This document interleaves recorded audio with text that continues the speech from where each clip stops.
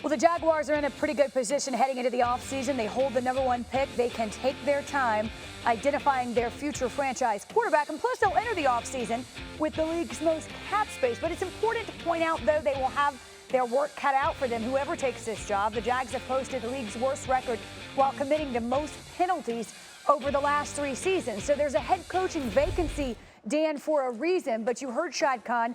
Are they considering Urban Meyer?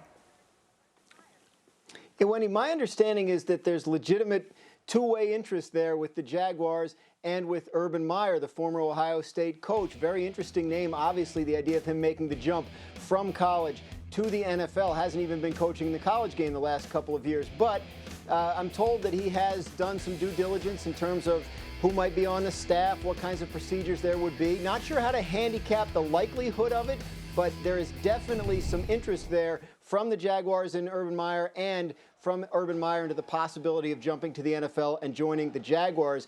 Adam mentioned desirable job, the idea of coaching Trevor Lawrence, assuming he's the #1 overall pick, among other things, make that Jacksonville Jaguars job one that candidates really, really find interesting. You know, Dan, when you look since the turn of the century, a lot of these big-name college coaches that have tried in the NFL have all failed. When you consider guys like Nick Saban, 15-17 with the Dolphins, Chip Kelly twice. You look at names like Graziano, Steve Spurrier. That's not to say that you couldn't be successful for a lot of the reasons that you and Adam just enumerated. It is a great job.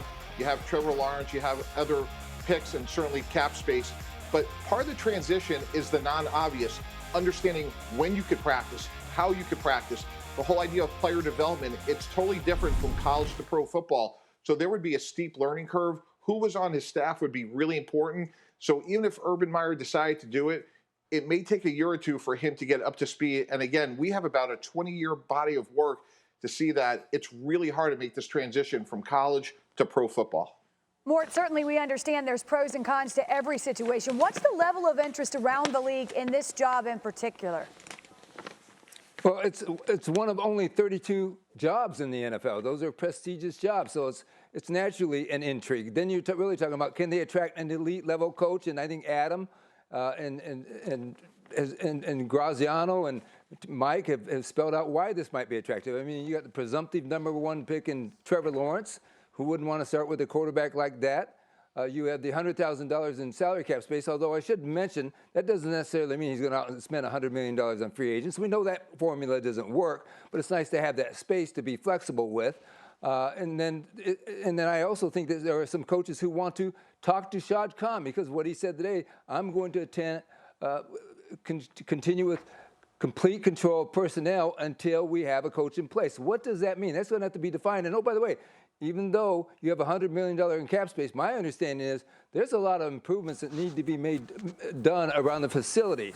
So yes, it's a very attractive job. There's a lot of pluses to it, but I think the coach will be interviewing the owner as well as the other way around. Mike? Mort, you make a really interesting point about what Shad Khan said today about roster control. Let's talk about Urban Meyer. Urban Meyer has been successful going back to Bowling Green, Utah, University of Florida. Obviously, what he did at Ohio State was tremendous. If I'm Urban Meyer or his representative, that's going to be critically important. It's hard for me to think that he's going to come to the NFL without control, including setting up the front office. So what was the context of what he said and how did he say it? That would be really important. That's not just a throwaway line. That can make or break a deal. And again, I've been in that room on both sides of negotiating these contracts. Who has control, who has final say is paramount in decision-making. So it'll be interesting to see how the search goes and how real Urban Meyer's interest is, and whether or not at the end of the day he walks away because he feels like he can't have impact on the roster to the extent that he wants to.